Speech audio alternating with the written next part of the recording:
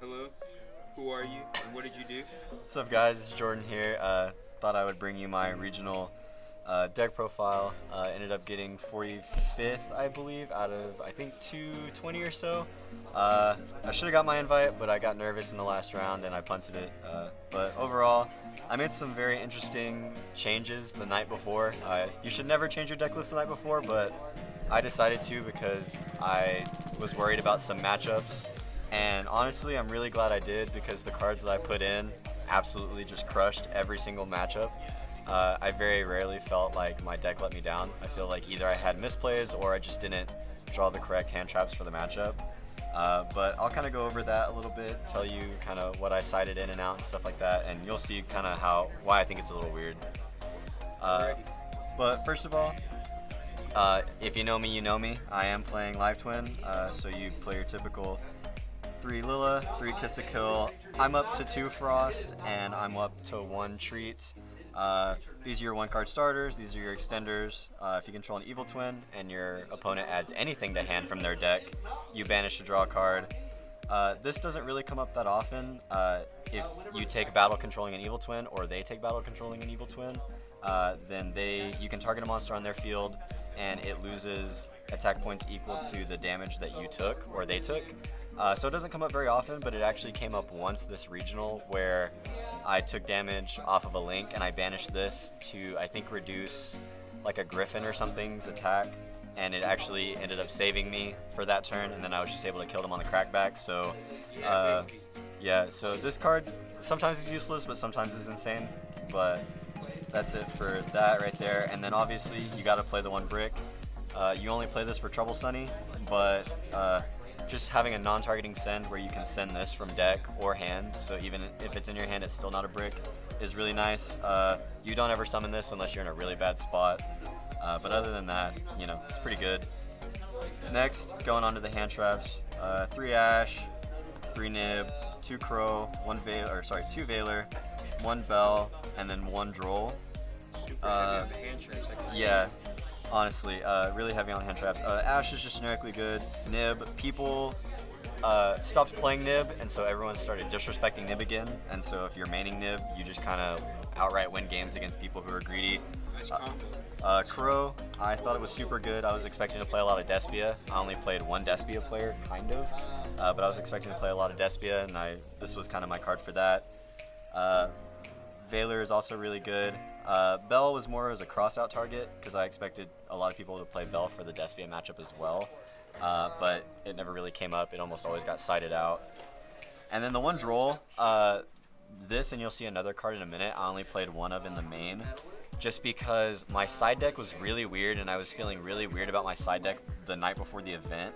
And I really wanted to play like some certain choice tech cards, but I couldn't figure out how to like kind of make it work.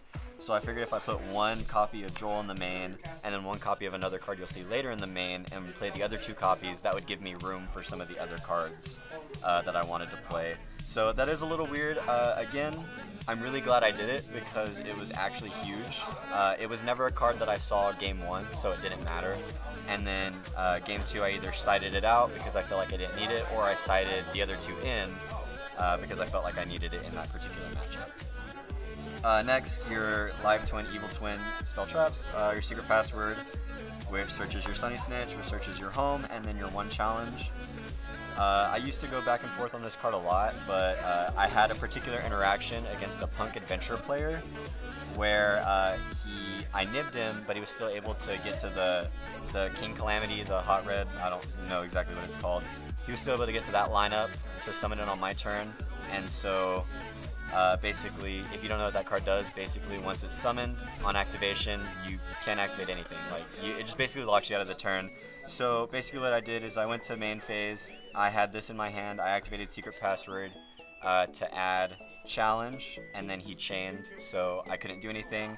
So I just switched my nib to defense, I set a twin, and then I just set challenge in the back row and passed it back to him. He did some plays, went to battle phase, and then he wasn't able to kill me, and in end phase I activated challenge to target the Kiss a Kill, and he was forced to Griffin negate it because he didn't have enough. He was worried about my follow-up, but I had a twin in hand anyways, so it was just a free way to bait out the Griffin negate.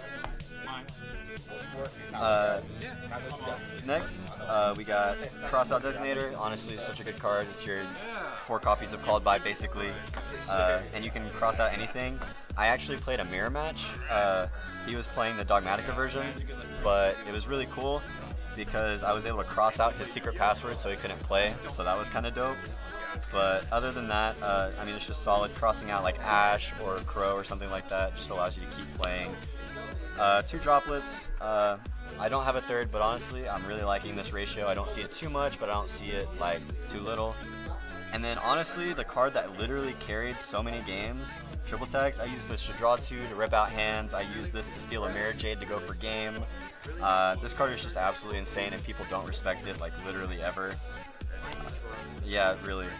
Non-targeting mind control is insane. And then next you got your 1 Called By, obviously great. 1 Harpies for the Mystic Mind dweebs. And then this is the other one of the 1 Raigeki in the main. And again, the reason why I put this is, 1, if I see this, especially if I draw it game 1 going second, then people are not expecting this. Also, if I feel like I don't need it, then it's just an easy side out card. And again, just people are not expecting this. So, and Raigeki came up so many times, it was actually insane. And honestly, just better Lightning Storm. And then last, the 2 Imperms. Just Imperms, really good. I don't play 3 just because I'm at 42 and I really liked 42 for the deck, but not bad. We'll go ahead and go to the side since that's where kind of the interesting stuff is. So we go to the 3 token collectors, obviously for Sword Soul and like the Brave stuff, but I didn't actually play any Sword Soul, so this literally never got sided in, which was really weird. The extra 2 Droll, again, if I felt like I needed it in the matchup, then I could side the other 2 in. If I feel like I didn't need Droll, I could just have a guaranteed side card out, so that's really nice. Next, the card that all Flu players hate, Mistaken Arrest. Every time I activated this against a Flu player, they visibly sunk down in their chairs, because basically what I would do is I would stop them from playing on their turn as much as I possibly could, and then I would just go to my turn. I would activate Secret Password to search Sunny Snitch, activate Sunny Snitch to search my starter, and then on resolution I would just activate this. And this basically says until the end of my next turn, neither player can add cards from their deck to their hand except by drawing. So Flu players can't play during your turn that you activate this. They can't play during their turn unless they just hard tribute Impin.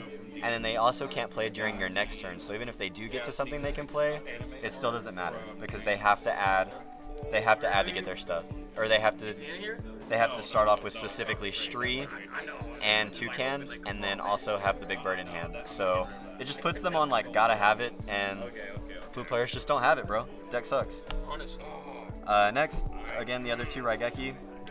This was pretty much my side against Flu right here. Just because you stop them from playing, and then you have Impin and Barrier Statue. That's cool, bro. Have fun. You know, so yeah, and then you just play your turn with your 1 card starter and it's free. Next, the Twin, just because this also comes in against Flu. Back row hate, also Mystic Mind nerds. Needs to disappear. And then lastly, just the best going second card, Evenly Matched. This game, this card just like straight up wins you games, especially in this deck, because you can evenly their board, you deal with their 1 negate that they have left, and then you just do your plays, and then you're popping something on their turn, or you're popping something on your turn, and you're just setting up like the resource game. This deck really hinges on being able to either break your opponent's board or set up a pretty much infinite resource loop, and then once you're in the advantage with resources with this deck, you pretty much never lose it, and the game's free from then on after. How many cards are in your main days? 42 in the main. So, kind of bigger than the 40 that I typically play, but I really feel like it performed spectacularly. I feel like I never had a dead hand, and it was just amazing. Especially with Pot of Greed. Yeah, true. Shout out to Tanjiro, the homie, the boy. Shout out to Samford for the token. Still waiting for my Mercurial token, and then just kind of the cool land. But for the extra deck, we got the Sky Cavalry into Zeus line. This is kind of your last resort or to force something out. Typically, if I have an extender in hand or a way to get another twin on board, if I make this, typically I'll go into this because Zeus is just such a big threat for people to deal with. So they would be forced to deal with this, and then I would just extend into twin plays after. So it was perfect. It was perfectly fine. But again, I mean, this card's just stupid. So I understand people being afraid of it. The Lingaribo, this actually came up in the mirror match. He had 2 Imperm set, and so I just made Lingaribo because he was playing the Dogmatica version, so I got nervous it was punishment. So I made Lingaribo, summoned the extender, started linking off. He went to Imperm. I think I droplets the Imperm, or not droplets the Imperm, sorry. I think what did I do? I cross out of the Imperm, and then he activated the second Imperm, and then I just negate and banished it with Lingaribo. And then I had the resource advantage at that point, so I just win. And then obviously your 2 big girls, the stars of the show, draw pop, you know what they do, they're just good. If they can't cut you off from this resource loop, then you just win the game because you're just going to outgrind everything. Transcode for the OTK line. Unicorn, you can also OTK with this as well, and because you're co-linking, you can get a spin back and a draw. So you can draw like upwards to like 4 times in a turn if you play your cards right. It's kind of insane. And then Unchained Abomination, this only came in when I exhausted all 3 of my Trouble Sunnies, which didn't happen super often, but did come up in one game. And this just allows you to keep the resource game up, because yeah, typically you're making it, if you don't have Trouble Sunny left, you're ending on something like this, and so you just link these 2 off, summon this, and have the pink here, and then pink is going to summon back blue. Blue is going to trigger to pop something, and then Unchained is going to trigger to pop something, and then in end phase, if they don't deal with this, it's also going to pop something else. So it just helps you like win the resource game, which again is what this deck wants to do. Next, the real stars of the show, the Trouble Sunnies. Every time I played this card, if they didn't play against this deck or they didn't know what this deck did, they asked what this card did. This card is just absolutely insane. A lot of decks can't deal with a non-targeting send. And then it's just big. It just helps you OTK, and it's just great. And then shout out to Jason. I actually stole this card from him. I forgot to give it back to him. It didn't come up in the tournament, but I found myself a lot of times really thankful that I had it, because there was a lot of Ad Ignister players around, and this was my only out to the Arrival Cyberst if they made it. So I didn't ever play against one, but if I did, this was my out, and thankfully I'm glad that I had it. So, but that's the deck. Again, it performed exceptionally well. The weird deck choices and everything like that. The weird deck choices like that were actually kind of insane. Again, I wouldn't recommend changing your deck list the night before the regional, but the tech choices I put in, the Droll in the main, the Raigeki in the main, the 2 Droll in the side, the 2 Raigeki in the side, like they just straight up won me games.